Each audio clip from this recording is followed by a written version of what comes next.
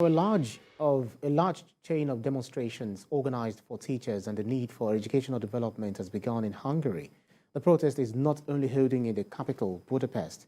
There are also street protests going on in many parts of the country in solidarity.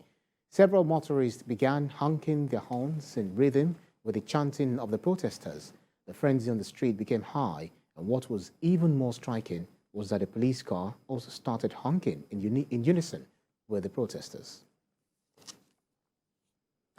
Now let's turn our attention to the Middle East. Israel and Lebanon have signed a maritime border deal which opens the way for offshore energy exploration and removes one source of potential conflict between Israel and Iranian-backed Lebanese group Hezbollah.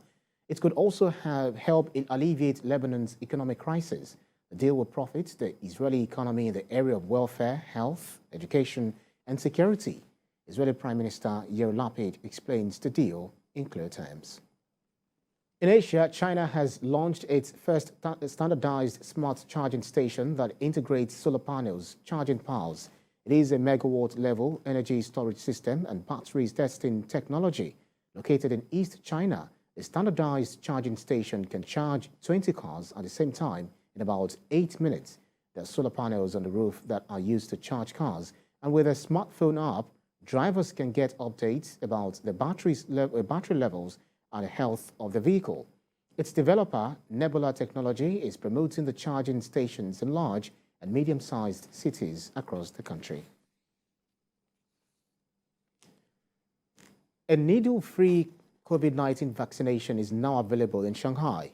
Those who fear needles are rushing to get the vaccine dose. The dose is administered through a cup containing the aerosol of the vaccine.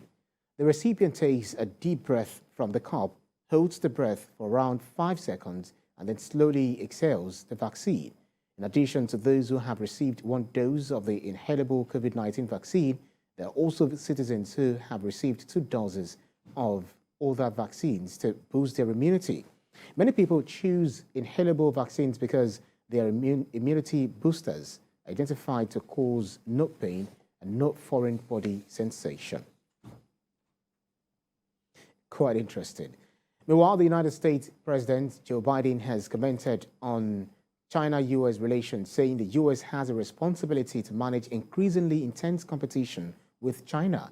But he maintains the United States does not see conflict with China, but competition. And we also have to be to responsibly manage increasingly intense competition with China. You know, we have to maintain our military advantage by making clear that we do not seek conflict. In my many conversations, and I'm told I've spent more time with Xi Jinping than any other world leader has, 78 hours worth. Just he and I, 10 of those on the telephone, but the rest in person over the last, since I was vice president. And he knows what he's about. You know, we have a responsibility to manage increasingly intense competition.